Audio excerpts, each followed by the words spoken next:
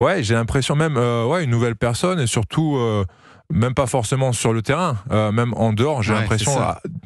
qu'il y a eu un avant et un après cet événement, que je suis devenu, voilà, une nouvelle personne, que je me suis beaucoup plus ouvert aux autres.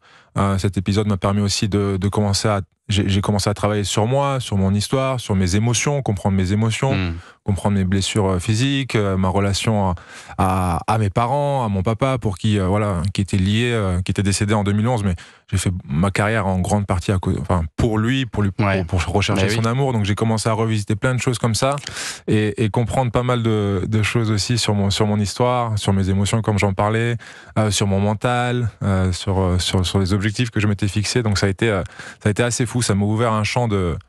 Et, Comme je suis quelqu'un de curieux en plus, bah, je me suis jeté là-dedans. et vous revenez sur tout ça justement dans votre autobiographie. Alors on peut dire, Nikola Karabatic, que vous êtes né dans le hand, en ex-Yougoslavie, d'où le K à Nikola et d'où le Karabatic qui se prononce Karabatic. Ouais. Votre père, c'est un grand joueur de handball au poste de gardien. Il va être recruté comme joueur et entraîneur dans un club alsacien alors que vous êtes encore tout bébé. Et à l'âge de 4 ans, vous rejoignez votre père en France. Mais vos premiers vrais souvenirs, ça date de la période où il devient votre entraîneur, en fait, vers 8 ans. Alors, votre père, il vous pousse pas forcément à faire du hand, mais vous allez à tous ses matchs, vous le suivez, vous adorez jouer avec lui.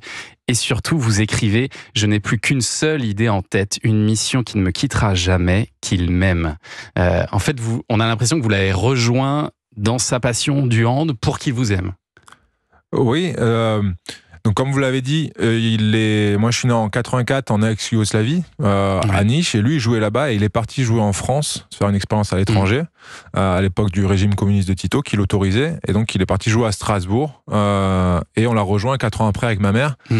Définitivement, ma mère terminait ses études de médecine, donc j'ai grandi mes premières années sans mon père.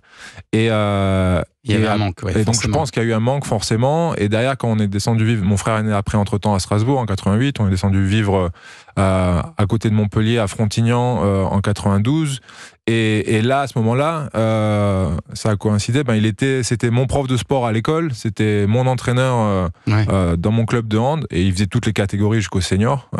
Et c'était mon papa à la maison, bien sûr. Donc je l'ai eu, voilà, en figure tutélaire tout le temps à mes côtés, et ouais, je pense que consciemment j'ai voulu rechercher son amour alors qu'il me démontrait déjà énormément d'amour, mais voilà, c'est quelque chose d'inconscient que j'avais au fond de moi, et et à partir de là j'ai eu cette révélation, ce mode de vie. Je veux être le meilleur, c'est même pas je veux, c'est je vais être le meilleur. C'était une certitude dans mon esprit, ce qui est assez fou quand même. Une